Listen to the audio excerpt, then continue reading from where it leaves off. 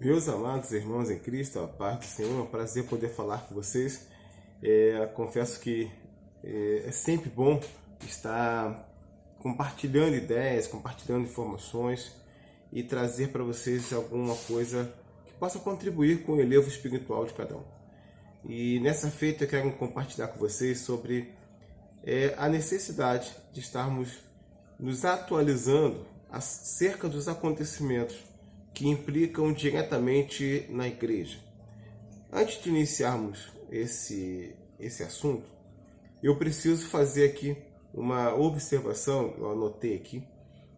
São 4 perfis de uma igreja deste século. A primeira é a igreja mística ou espiritual. A segunda é a igreja física, templo. A terceira é a igreja corpo, templo e morada do Espírito Santo. Vou explicar essa diferença. E por último, a igreja noiva espiritual pós-arrebatamento.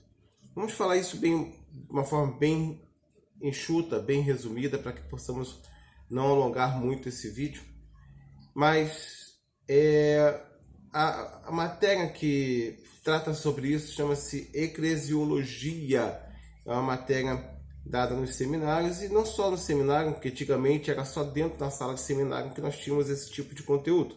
Hoje em dia temos esse tipo de conteúdo em palestras, em eventos, até dentro da própria escola bíblica dominical. A igreja e as regiões celestiais, Paulo fala muito sobre isso, ele inicia o debate praticamente sobre as regiões celestiais dentro de um contexto da igreja primitiva. Apesar da gente ter esses registros em Efésios, Colossenses, temos também algumas coisas em Mateus, Marcos, que vão tratar sobre essa questão espiritual. Então, com base nisso, Mateus, capítulo 2, versículo 4 a 23, vai falar justamente sobre essa questão da espiritualidade, do mundo espiritual, do mundo em que nós atravessamos a questão da barreira do físico, metafísico e o espiritual, sobrenatural. O físico, o nome já diz, é a matéria, o corpo, tudo aquilo que a gente toca e vê no sentido desse plano terrestre. Metafísico, alguém pode dizer que seria, alguns poderiam dizer como uma teofania, alguns acerca dos anjos, angelologia e outras coisas mais. Mas nós temos a igreja no contexto, né, do apontamento para as coisas espirituais, que não são visíveis, mas são reais, a não ser que o Senhor nos revele elas. E aí, com base nisso, eu tenho aqui uns pontos que são importantíssimos. Por exemplo, quando falamos de igreja mística, é a igreja espiritual. É a igreja que o próprio Jesus vai falar que o meu reino não é nesse mundo, mas o meu reino é justiça, é amor, a fazer a vontade do meu Pai. Ele apontava para um reino que viria após a sua morte. Então, esse contexto espiritual, Efésios 2, capítulo 6, Efésios capítulo 2, versículo 6, capítulo 3, versículo 10, capítulo 6, versículo 12, Colossenses 2, né, como eu já citei, capítulo 4, capítulo 23, Mateus, Evangelho de Mateus, versículo 16, do 18 em diante, Marcos, capítulo 5, versículo 1 ao 20, com foco no versículo 3, e outras mais. Essa é uma igreja invisível, ok? Temos ainda a igreja física, templo. Atos 2, 43 e 44 mostra uma igreja social, uma igreja que crescia, uma igreja que ia ao campo, que desenvolvia, que atendia as demandas, as necessidades, né? Familiar, dos menos favorecidos, e tudo que tinham repartiam e tinham tudo por comum. A igreja corpo, templo e morada, Atos 2, 41, 46 e 47, vai falar sobre isso, uma igreja visível.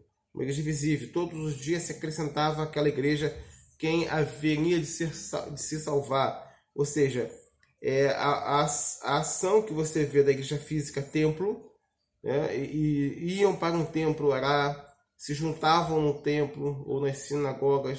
Esse templo aí, ou sinagogas, era um lugar físico onde se reuniam para adoração, para culto, para louvor e para pregoar essa palavra. Vamos colocar nesse contexto nosso, mais contemporâneo. Igreja, corpo, templo e morada. Vós sois templo e morada do Espírito Santo, sacerdócio real, morada do Altíssimo. Então, essa igreja visível em nós, não mais visível como templo, mas visível em nós, como fruto do Espírito. Não adianta você ter dons sem ter fruto. Dons não levam ninguém para o céu. Frutos nos conduzem ao céu, porque pelos vossos frutos, nossos frutos somos conhecidos. Quem diz que ama a Deus e aborrece seus irmãos, mente, porque quem aborrece seus irmãos que vê, mas como amará a Deus que não vê? Então esses contextos são amostragens de que precisamos ter lá o que Gálatas fala, Paulo fala em Gálatas, acerca dos nossos comportamentos com base nos frutos ou no fruto do Espírito Santo em suas 9 características, ok? A igreja, corpo, templo e morada, é essa. E tem a igreja noiva espiritual pós-arrebatamento, que é a igreja pós-arrebatamento, e são sequenciais os fatos ou os acontecimentos. O arrebatamento dos santos, 1 Tessalonicenses capítulo 4, versículo 16 a 17. Depois o tribunal de Cristo, segunda carta de Paulo aos Coríntios, capítulo 5, versículo 10. As bodas do Cordeiro, Apocalipse 19, 7 e 9. O retorno da igreja com Cristo em glória. A igreja em glória, Cristo glorificado. Os salvos em glória, com corpo incorruptível, Cristo glorificado. Nós vamos estar em glória, porque estávamos na glória. Mas Jesus, ele é glorificado e ele hoje é a própria glória, ou seja, ele é o poder e tudo é concentrado nele. E as nações inimigas de Israel vão sentir o peso dessa glória. Glória, poder, glória, manifestação da autoridade celestial.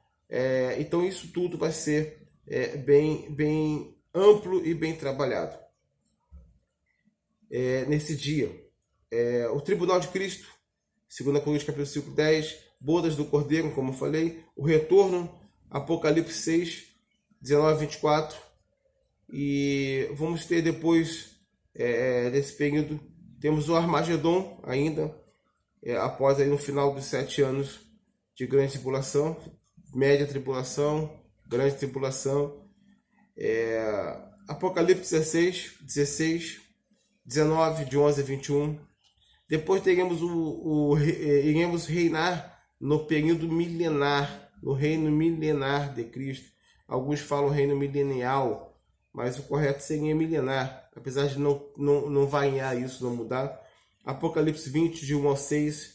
A batalha de Gog e Magog, Apocalipse 20, versículo 7 e 10, dar-se-á após aí o período do milênio. A grande tribulação, o grande trono branco, Apocalipse 20, de 11 a 15, novo céu e nova terra, Apocalipse 21, 22 e a eternidade futura.